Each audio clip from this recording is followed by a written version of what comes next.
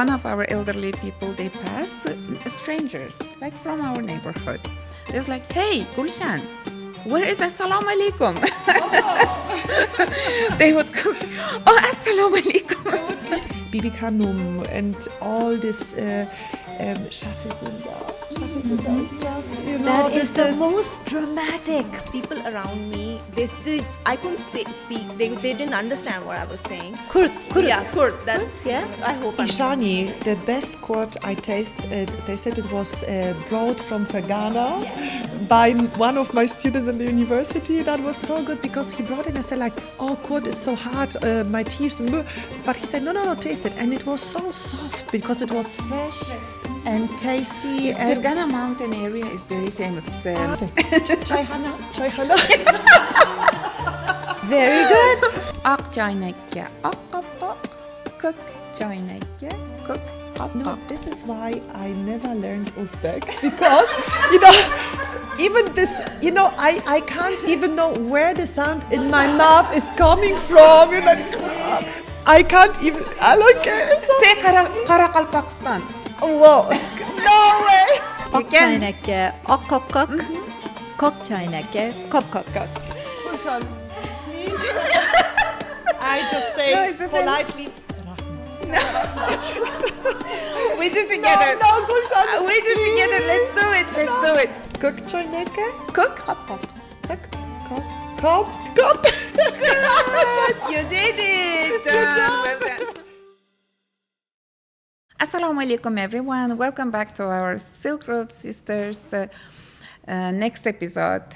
Here I'm with my beautiful friends, expat ladies who are representing Germany, India, Pakistan. And today we will be exploring Uzbekistan through beautiful stories, through beautiful moments, and people who leave beautiful memories during our journey to explore cities like Samarkand, Bukhara, and Hiva, other highlight cities within Uzbekistan. And I have my beautiful friends, and I would like to ask you if you could briefly introduce yourself and what brought you to Uzbekistan. Okay, let me start. So my name is Ishani, and I am from India. I have been living in Uzbekistan for 3 years now, and I am here. I came here with my husband. He's a diplomat, and I love it here. I absolutely love it here. Thank you, Shani. Yes, I can only say the same actually. So my name is Isabella Ritter.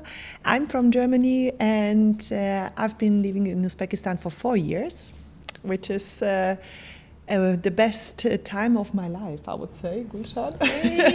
So happy to hear So that. it's definitely life-changing experience to be here in this country, and I'm happy that my husband brought me here together with with our 2 kids. And unfortunately, our journey comes to an end this year.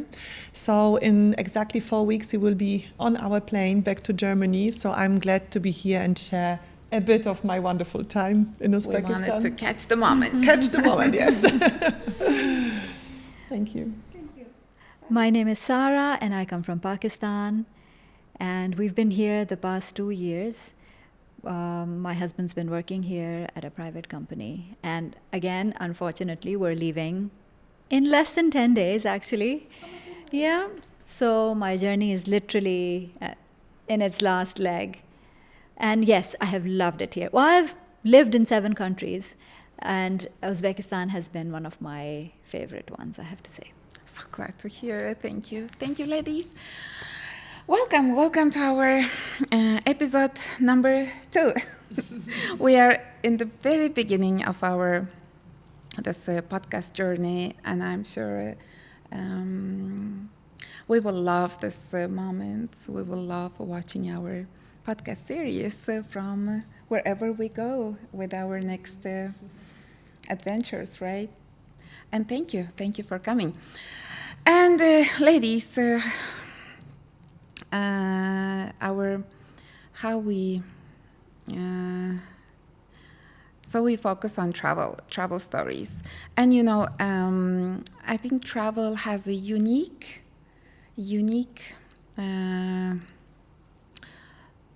Travel is a unique way of connecting people.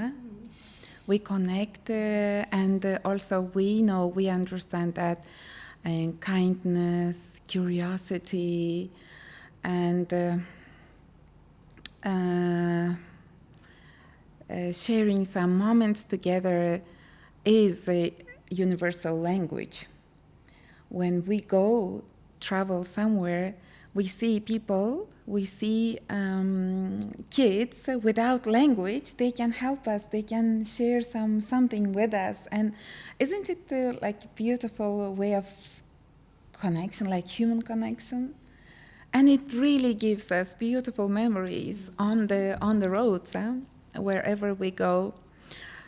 So I would like you to think of moments and stories which still, which makes you think how beautiful. Gulshan, don't make me cry. Because when you were speaking, I was just like going through all our journeys, road trips, and everything, and I suddenly saw this country. Isn't it beautiful? It And is. this podcast is about those kind of moments. Absolutely. To share that kind of beautiful moments of Uzbekistan life, like traveling and going through little narrow streets of Samarkand, Bukhara, Hiva. Trying to buy, exactly. Thinking of your family member in your home country. It is beautiful. It is beautiful to be traveling around. I can share.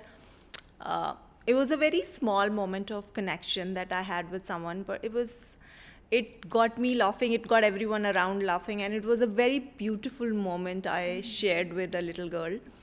So I was walking on the street in Tashkent in the evening. You call it Broadway, right? Yeah. So I was walking there, and this little girl, I think she must be 9 or 10, and all of a sudden she came in front of me, and she's like, she raised her hand like this, and high five, but she said it in Uzbek.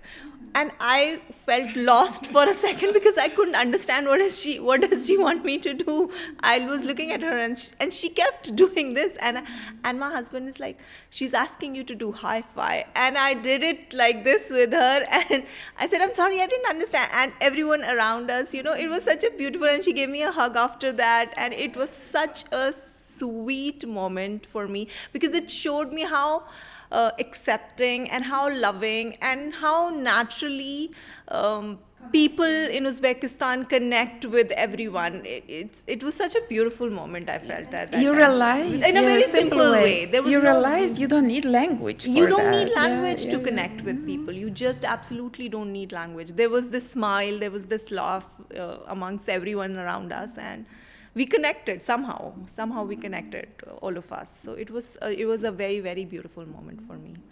I loved it. That's what we call it. Travel has a unique way of connecting people. You don't need language. I must say, it's somehow not possible not to connect. Because I really traveled a lot also across the regions, and Uzbekistan is very unique in terms of curiosity of the people about us. Mm-hmm. And I remember, I was recently in Samarkand again, and my family stayed in the hotel and said, come on, I need to have a quick walk to the Russian part of Samarkand, which I haven't seen before.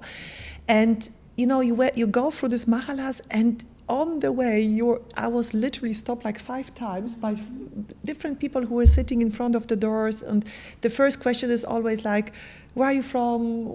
So it's so easy to connect. And I really do not experience it every country, for example, here in Central Asia. So it's really the curiosity and natural interest and the willingness. Absolutely. Absolutely. Oh my goodness, this is another story, but yes, absolutely. Yeah. I would like to tell a help story from Uzbekistan, which was such a I was really anxious at that time, but now when I look back to it, I feel how kind people are here. So it was my, I think within a week, 4 days or 5 days of being in Uzbekistan, and we had gone out. I still didn't have a phone in Uzbekistan. So maybe it was just 3 days or so. So I didn't have a phone number, and I was out with my family, my son and my husband. And my husband said he wanted to exchange some dollar, and he will go and do it. And he left me at a store. I was looking for something, and he left me at the store with my son. It was like I waited for him 15. I was expecting 10 minutes. So then it's 15, then it's half an hour, then it's 45 minutes. And I'm like, where did he go? And I don't know anything here. And I was in a new country. I was anxious. I couldn't speak Russian at that time at all.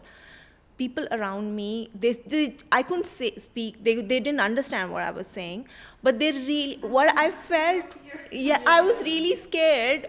But then I realized there were so many people around me, and they wanted to help me. They really wanted to help me out.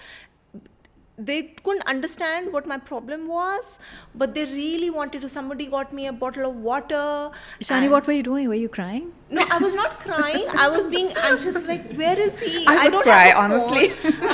I want to know In a new why they were place. trying to help you. Because I looked very anxious. I Okay. looked very anxious. I was like, where do I go now? I don't know where the embassy is. I don't know the location of the I embassy. would stay put, right? Because that's where of he course, left that you. was the only option. But I was getting, you get worried in a new country. Where did he go? What happened? 45. You're not supposed to take 45 minutes to exchange money in somewhere. So, and I was like, people really wanted to help me out. I told one person, my husband went to exchange dollars. Where do you exchange dollar here? So he's like, you want dollar, you want soap. I mean, it really touched me how people really wanted to help, how kind people are here, and how much they wanted to help even though they could not. Then thankfully my husband came and he saw the chaos around, but it was really sweet. No, It was but I really totally lovely. agree with you regarding the help factor. I was trying to, I wanted to move a big sofa from one room to the next, okay? Between me and our housekeeper, we couldn't have managed it. You know what she did? She simply opened the gate and she called out to the first two men she saw passing by. Wow. Absolute strangers, okay? And would you believe it? They were willing to help. They came in and they moved the sofa one room to the next. And I offered to give them something. They didn't want didn't, it. of No, course. they didn't. They just said, it's our pleasure. And that was it. Oh, that was. I think that also was, as when you travel, I think when you stay on the street, also like you cannot wander for long, because suddenly somebody will approach you and say like, "Do you need help? Do you search something?" So it's like this. I think this. How should I say this? Watching people, observing people, and reacting to somebody's worries is super important here for everybody. And when we compare it with the more anonymous world in Europe, where nobody cares, like about the next person next to you, it's quite like a different and heartwarming experience. It is. for us. But have you Yeah. guys experienced just walking on the road and little children passing by saying, "Assalamu alaikum"? Yeah. That just blows my mind, okay? Because that shows so much of, manners, just etiquette, just general good behavior. And also our elderly people, they always teach us to say Assalamu alaikum. Yes. When you go, I remember in my childhood times in my village, we used to walk to school. Like it took us 25-30 minutes. We walk from home. We leave our home early in the morning and we walk by the streets. We pass the river. We pass the small and always, if you just pass by, like I was distracted by collecting rocks, for example, something. If one of our elderly people, they pass, strangers, like from our neighborhood, there's like, "Hey, Gulshan, where is assalamu alaikum? They would go, oh, assalamu alaikum. I would teach you. Or I might go like daydreaming. Yeah? They was like, Gulshan, where is assalamu alaikum? Or, I love this thing in far village areas. I don't see that often in Tashkent, but I see that even now in village areas, in neighborhood like we call mahalla areas, you see elderly people, they all check on you. If you are just sitting, or if you are just, looking sad or distracted by the game, it's like, hey, what time was your school finished? And why are you still on the street? Why don't you go home? Your parents are waiting, They can just they can just come and approach you and say, hey, they feel they're responsible for the kids in mahalla. And I love this. I think we need more of this in the world now. Exactly, People where yeah. people feel connected, people feel responsible, people care Exactly. for each other. And like a general sense of vigilance. Yeah, People are yeah, there, yeah, people are aware, people are. Yeah. All right, ladies, so you live in Tashkent. I know you live in Tashkent. Coincidentally, And- all three of us. Yeah. Yes. And I'm sure you have traveled Samarkand, Bukhara, Khiva, our highlight cities, ancient cities with beautiful architecture. And I'm sure you were lost in somewhere. Or you have beautiful memories which you would share. I would love to share my Kiva because I will leave the others. So I've been to almost of all these places, Samarkand, Bukhara, Kiva, and I've been to Fargana. But I will choose Kiva because it was one of the most beautiful places I ever seen. I remember this feeling of traveling back in time when I was in Kiva. I felt, when we were little, we used to have these stories of Aladdin, Arabian Nights. It's Muddy night. walls, Yes. muddy streets. Yes. So it felt like that there. It is a fairy tale place. It is a fairy tale place, especially at night. It is with its minars and so much history that we see there. It is amazing. It is beautiful place. If you have to, I don't know, I love all the places. I love Samarkand, I love Bukhara, I love Fargana, all of them.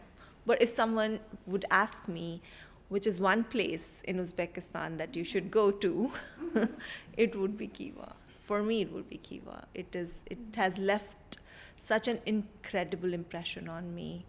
I will never forget that place. It's one of my favorite places in the world now. So, Any funny story? I not exactly funny, but when I was walking through the streets in Khiva, and when I was listening to the history of that place, it was resonating so much with me. I felt, and also like speaking with the people who live in Khiva, the culture, the family structure, and all these things, it was resonating so much with me because I felt as if I am listening to a story from back home. It did not feel like a different place. It was so very similar to my place, to my country, to my culture, that it did not feel different to me. I was like, everything here, everything that this person. So we got You talking felt to someone. comfort, huh? We got talking to someone in a coffee shop. He was from Khiva, so he started talking to us. Okay, this is what we do. We live with our parents. The boys live with their parents because the parents. I was like, we do the same in our country. We never leave our elderly alone. So my parents would stay with me, and my husband's parents would also stay with us because it's our responsibility to be taking. So he said, oh, we do the same thing. Food, the way we dress, the way we respect, the way we talk to our elders, it was so very similar. I felt that we have this connection that has been there for thousands of years now. So we still have it. We still are nurturing this. So that felt really beautiful. I felt that I Connected. belonged to that place. I belonged to Khiva. Lovely. So that was really so good to nice. hear. So good to hear. Thank you, Shani. Any favorite food from that Khiva area? What was your favorite food? I remember there was this lady selling naan on the Okay. road, like hot naan. Hot naan. And we were walking around and I just picked one up from her, and that's the best naan I've ever had in my life. I've never had. because I was hungry too, and it was really good. It had some stuffing in it, maybe spinach or something. yes. yeah. It was Khorazm, more it's very, very flat one, yeah? It was not Flat as one, flat yeah. that we get here. It was little thicker than that. It had stuffing of spinach and I think onions. Yeah, But it was usually in the really Khorazm nice. area they do like spinach, and they do with But pumpkin. is it actually spinach or is it something else? It's a different herb, isn't it?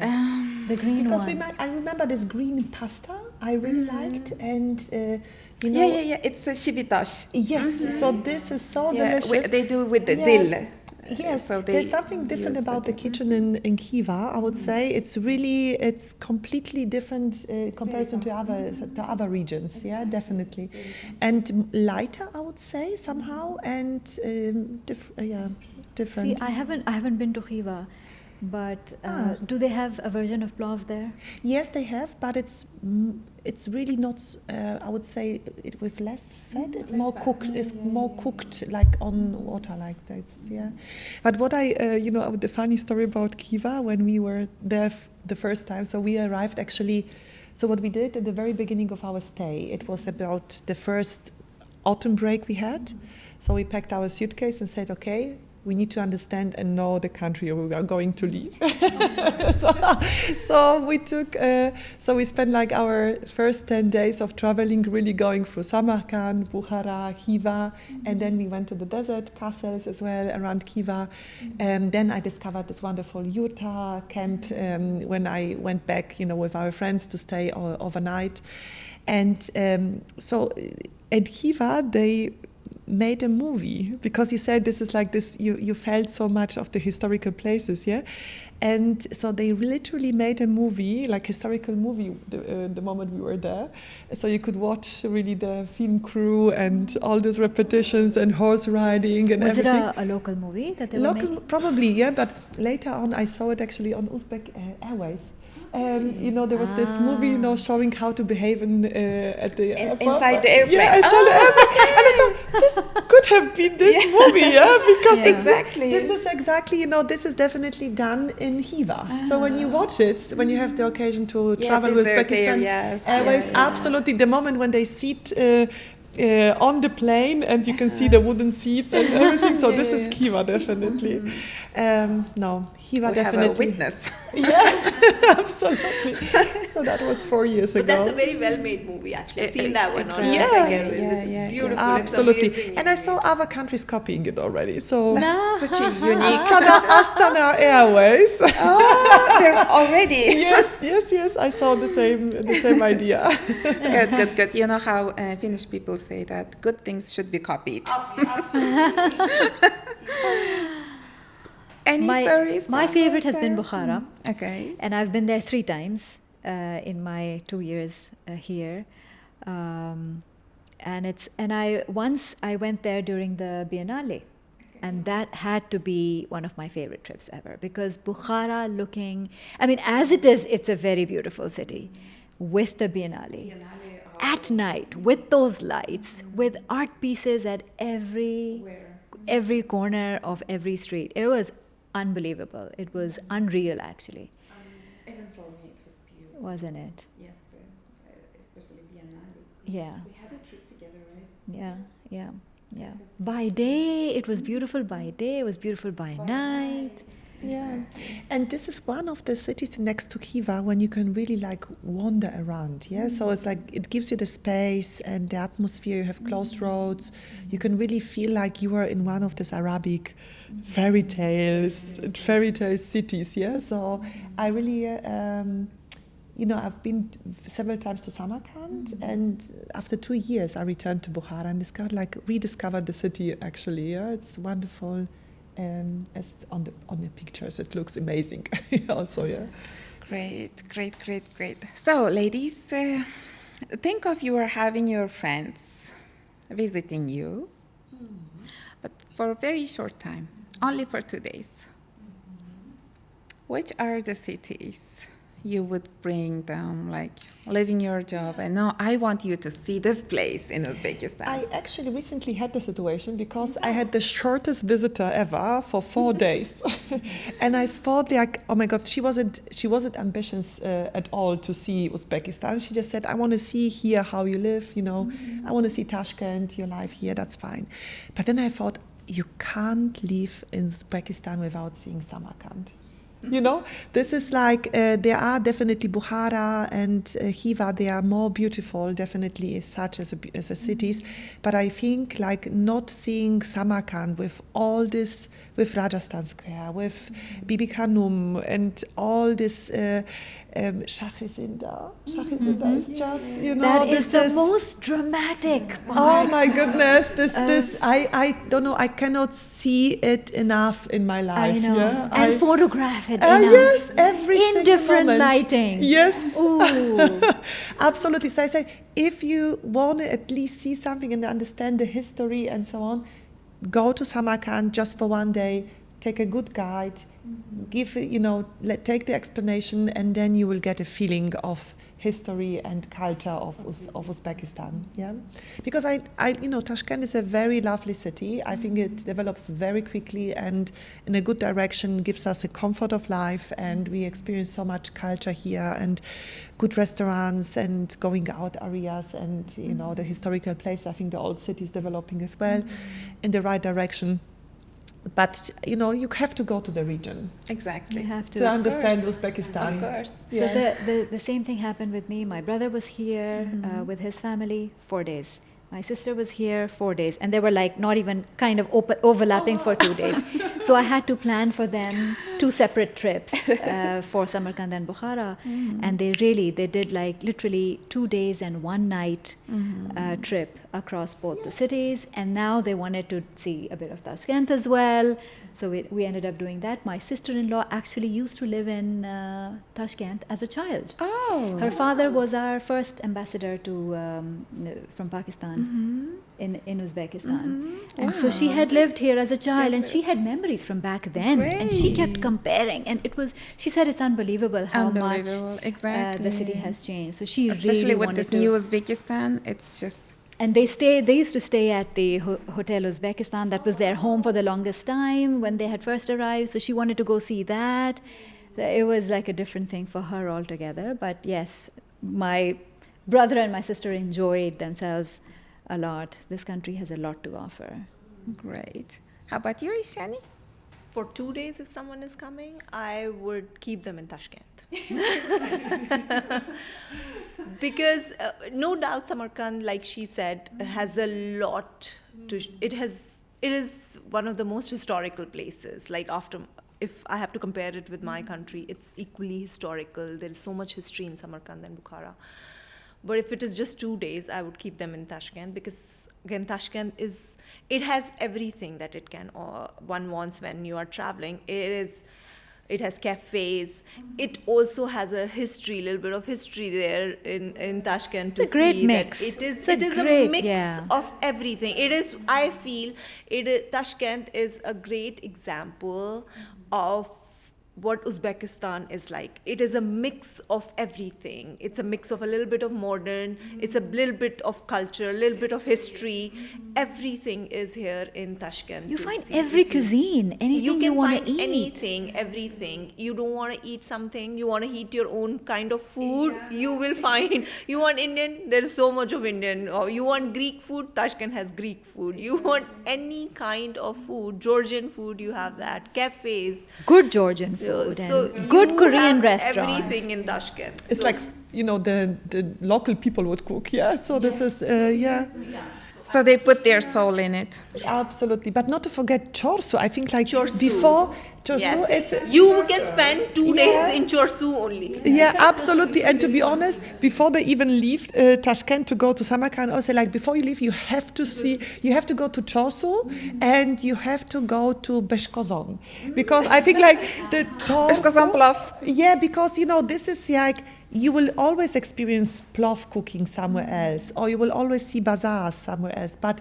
you have to understand and to see the biggest one, like the biggest plov kazan and the biggest chorsu. And it as is a bazaar. phenomenon. That Yeah, place. it is. Have you all been in Chorsu food market? Yes, finally I managed in Gulshan. managed? this Good year. job. Have you tried food? Yes. Yes. I have. Yes, and I loved it.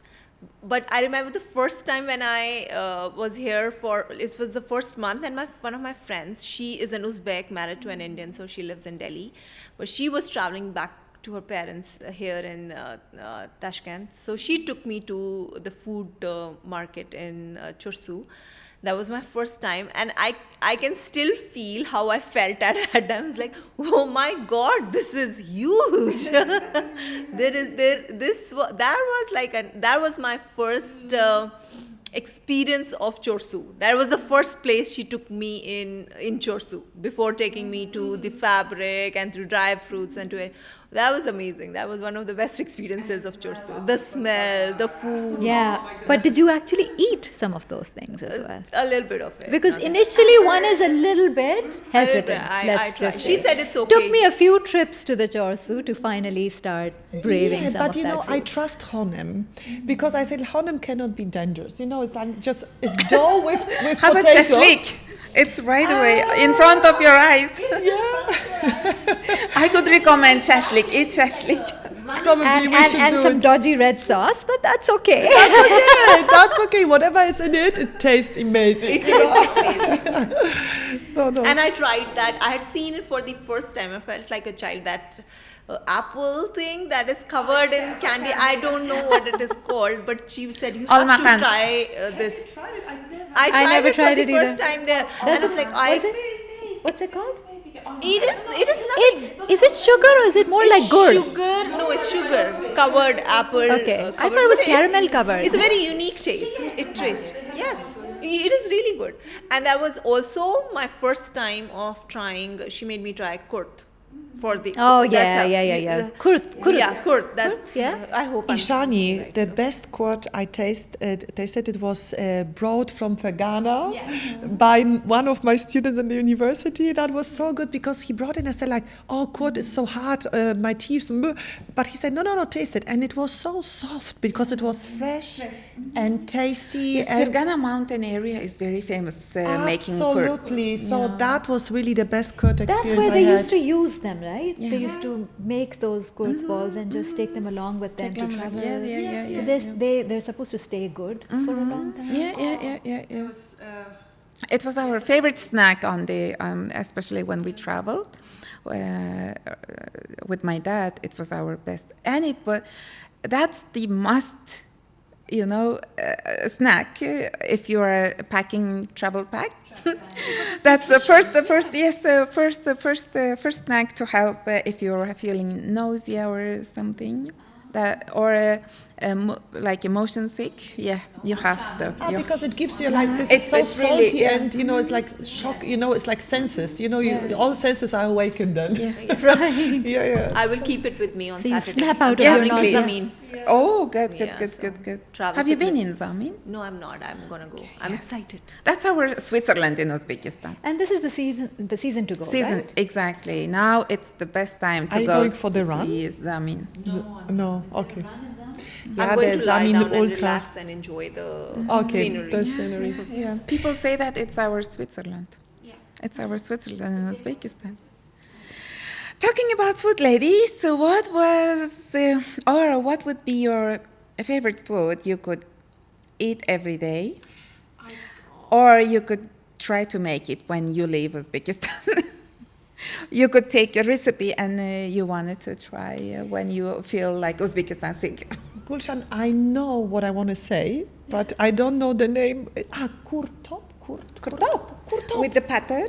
Yes, And is with it the kurtop? kurt syrup in it? Yeah, Yes. it's kurtop. Kurtop. So the first time I ate it, it was actually in Bukhara, and I was so surprised how delicious it is, especially for the summertime when it's getting hot. It's actually, I don't know, the special type of lepioshka, which is like Yeah. Patar, we call it pattern, patar. yeah. With So the layers. it is cut in pieces, and then there is this sauce made out of curd mixed with milk. So you you make really liquid curd sauce, and then you put like super fresh vegetables on it, and I think meat, yes, as well on top of it. So it's such delicious. It feels like between salad and proper meat. It's like no cold. The meat is hot, but the rest is hot. Is cold. Meat, and they pour ghee liquid. Did they pour on it like a butter, liquid butter, which is called ghee? Yeah, and sometimes they also put zghar. Zghar oil. I cooked plaf once. It's with this. Not linseed.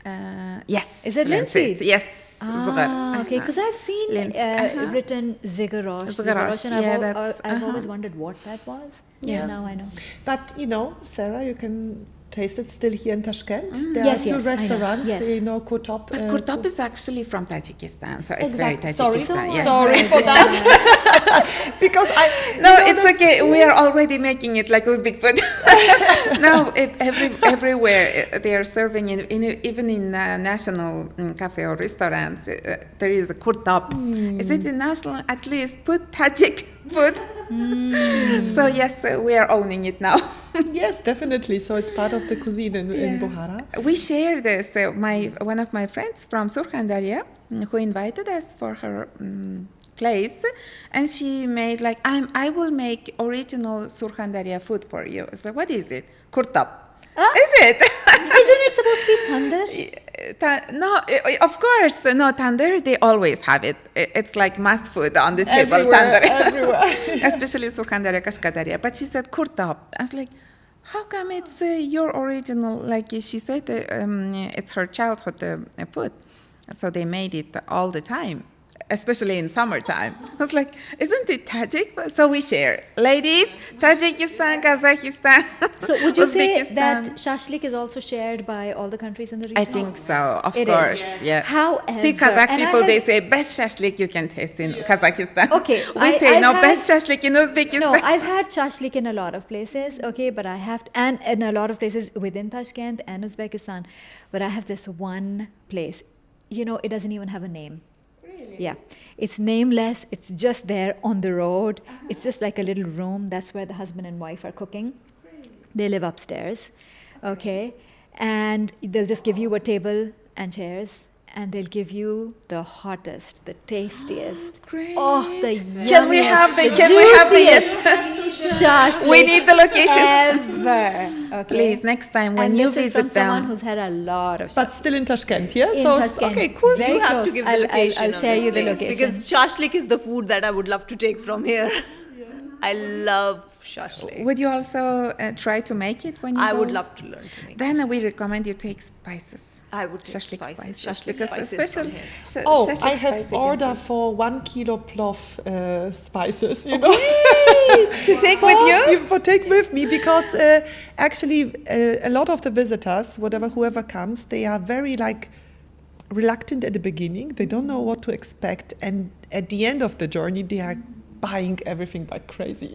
So they want to collect all the memories. So first, and spices are always on the list. So whenever I go back to Germany, I have to bring, But spices. Isabella, you didn't buy the ready-made ones that you get at Karsinka? No. Osh, So I masala? always go to bazaar. There's to Chosu, to be honest, and they mixed it because They make it for you. they make it for me.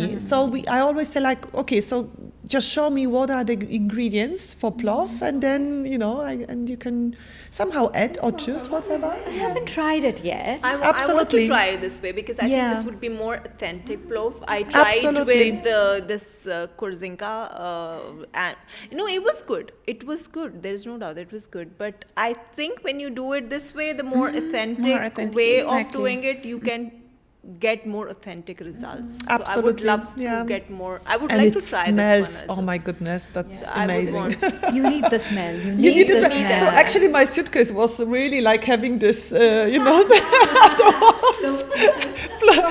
plov taste. So that was very hard to keep it out of it, but absolutely lovely. Yeah. Great. Okay, ladies, what is the one word that you would describe Uzbekistan? Oh my goodness. Oh, I have. This is sun.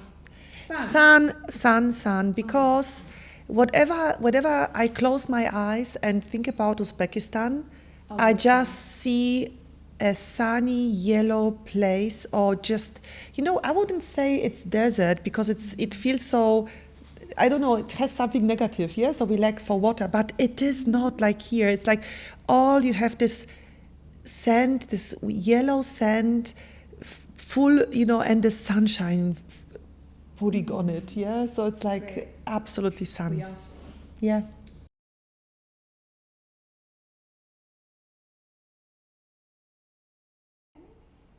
It is really hard for me to say one word for Uzbekistan because there are so many words that come to my mind when I think of Uzbekistan. I know what you mean. I Good can't think of anyone either. food. Yeah. Kind. If I have to, I love how honest people are here. Okay, let's Which change is- the question. So it just clicked to my mind. Think of Uzbekistan as a person. Okay. And then what would I? And think? yes, What kind of describe- person? Yeah, what kind That of, is what type easier. of person That is easier. to describe? It would be someone who is safe to be around. That is one thing. A person who is very honest. A person you can trust your things with.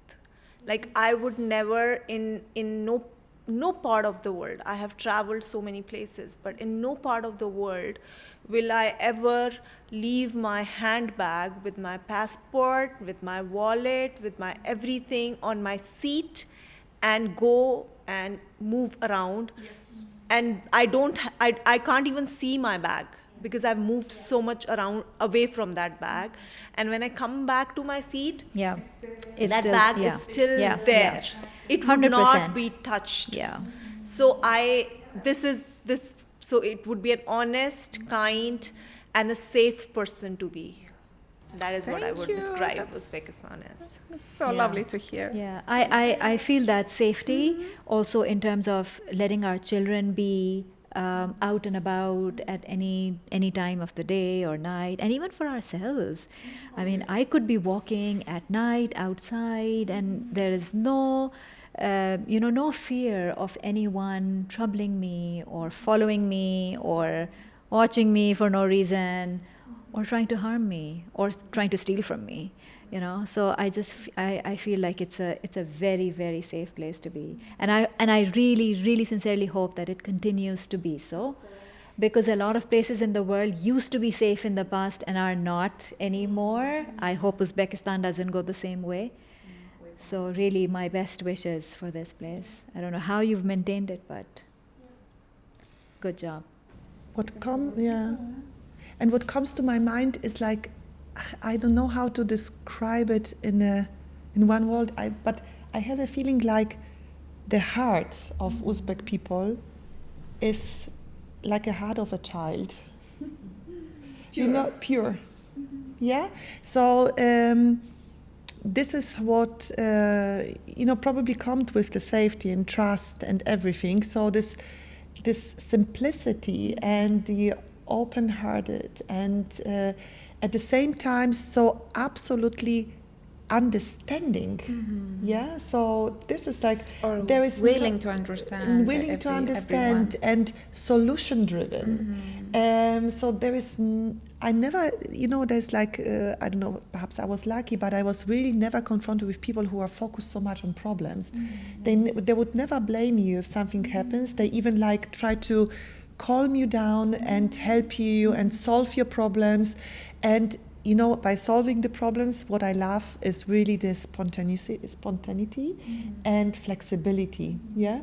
So I think something which probably people would think like, oh God, I missed something, the rules here, when you are very like rule-oriented person. But on the other hand, it gives you there's always a solution to any problem. Exactly. Problem solvers. Absolutely. So this is the really what comes to my mind, and definitely like this warm person.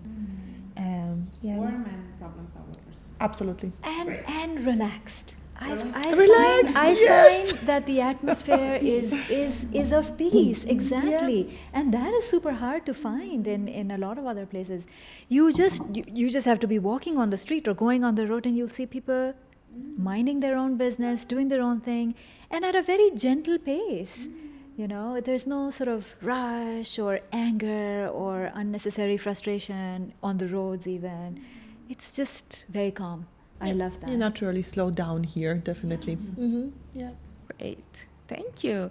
And since you have lived already 2 more years, enough time to learn Uzbek. So we will check that. Okay, very similar. I promise I will stay very simple. But please let us repeat only. Don't ask what we know. No, what you know. I know only yakshimises. Okay, yes, that's what I wanted to ask. How do you greet in Uzbek? I'm sure you have seen how Uzbek people greet each other. Assalamu alaikum. Assalamu alaikum, yaxshimisiz? And you know the meaning of Assalamu alaikum? Yes, of course. Let there be peace on you. Of course. And wa alaikum salam. What do we say? When, wa alaikum salam. Which means? Which means? Ishani? And Peace on you. Peace on on you you too. I am from India. I say assalamu alaikum and walaikum salam hey, quite often. that wasn't so hard. It's not so hard for me. Okay, a little bit harder then. How do you ask you are hungry? How do you describe yourself to a stranger? It's like, I want to go and see. I'm looking for a place to eat in Uzbek. I said, Chayhana. Very good. They would like that. They would help me. So you call for chahana. That's good. Restaurant. That's nice. Restaurant. The body language would Off-cut. explain everything. Off-cut. Explain. Off-cut. Okat iman. Yeah. I'm sure if you ask someone, just say the word chaikhana, an Uzbek person will take you there and drop you there and probably also eat with you and pay for your food also. And order 5 best dishes for Dishes you. in that case. And then sit with you and eat. Exactly. Great. I loved it. Okay, now to tongue twisters. Ready? Let's do that. Maybe you will like it. Maybe you will take it with you. Oq joynikka. Oq qopqoq. I'm sure it's easy for Sarah. Why? Because I know you have learned Uzbek as well. Okay, I have to think a little bit. No, let's go. Sarah, you can be our... Yeah. Oq joynakka, oq qopqoq. Cook joynakka, cook qopqoq. This is why I never learned Uzbek, because, even this, I can't even know where the sound in my mouth is coming from. I can't even, I don't get it. Say Karakalpakstan. Whoa, no way! This is definitely something I learned for 4 years, and I can't, I need to write it down and read it, then I'm fine. But this is crazy, yeah. The Uzbek language is completely, the tonation is completely different from what we. But we should try. We should try. We will. Okay, we'll start from Sarah. No, you have to say it again. I don't remember anymore. Akçoynekke. Akçoynekke. We're talking about a white teapot. Yeah. Good. Akçoynekke, akkapkak. Akçoynekke, akkapkak. Kukçoynekke, kukkapkak. Ha, kokçoynekke, Kukkapkak. kokkakak. Something like that. So it's One about more a- time. So One more translate time. it to us, yeah. Akçoynekke, akkapkak. Kukçoynekke, kukkapkak. Okay, I can't say that together. Let's do it. You can. Akçoynekke, akkapkak. Kokçoynekke, kopkakak. High five. Wow, I'm super impressed. I am very impressed, but I will not try that. I don't want to mess it up. And I kind of know what that means. We go together, Ishani. We go One- together. a bit, yeah. We will not ask me to do it alone. Okay. Akçoynekke, akkapkak. Akçoynekke, Okçaynekya, ok, akkapkak. kok. Good one. Okay.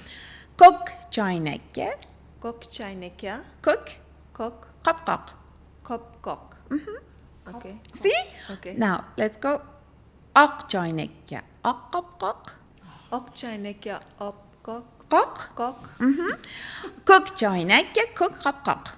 Kokçaynekya, kok, Kapkak. kok. Great. High five. Air five. Gulshan, please. I just No, say it's okay. politely, Rahmat. We do together. No, Gulshan. We do together. Let's do it. Let's do it. But You can do it. You can do Please it. give me your hand and You hold can do it. it.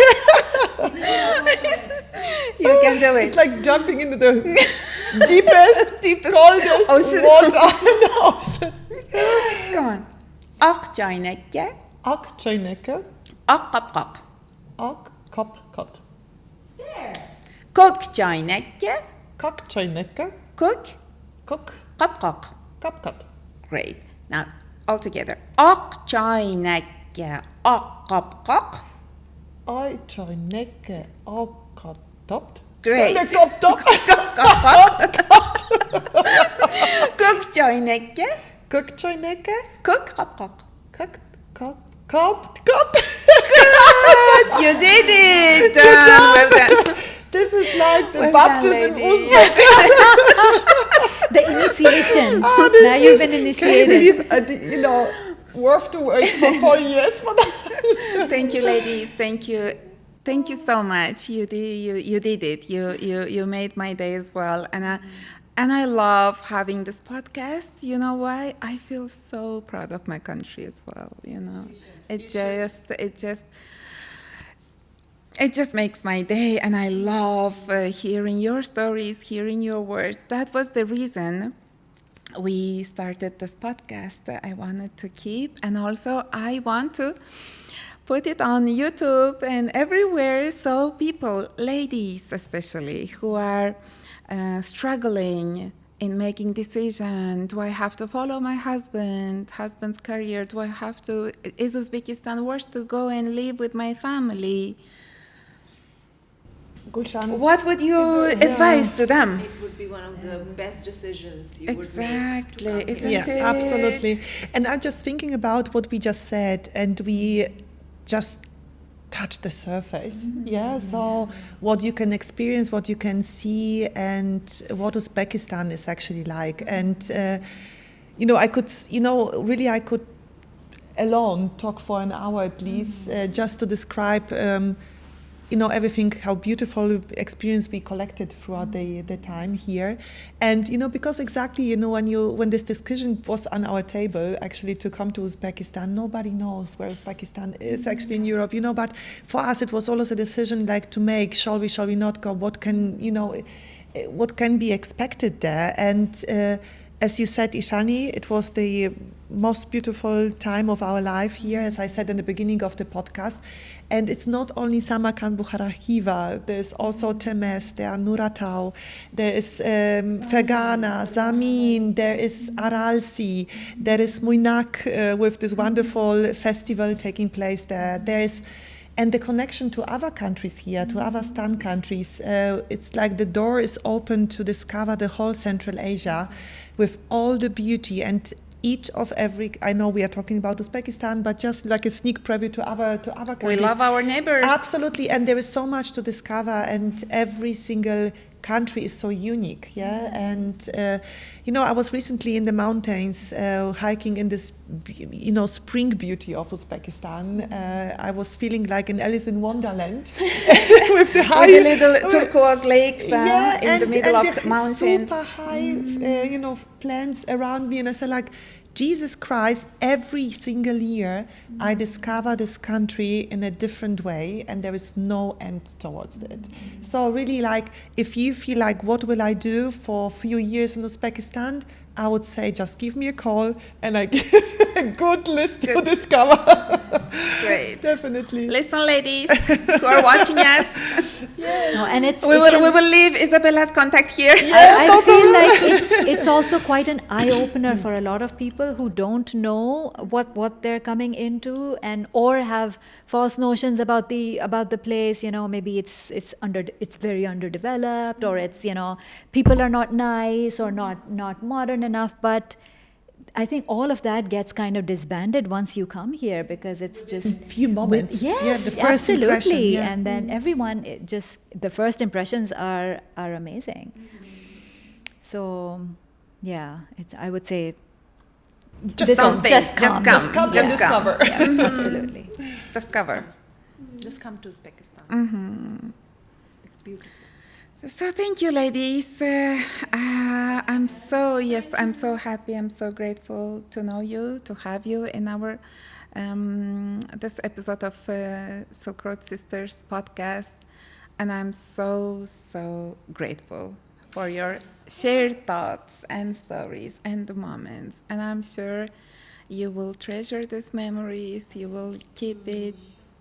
And ladies watching us, please come to Uzbekistan and hear the stories. And we really hope this podcast will help you to make your right decision. We hope so. Especially for expat ladies or all families who are planning to come and start their life adventures in Uzbekistan, in our beautiful, lovely country. Thank you for being with us. Thank you for watching. And thank you. We'll see you next time in our next episode of Silk Road Sisters. Kata Rahmat. Bye-bye for now. Bye-bye.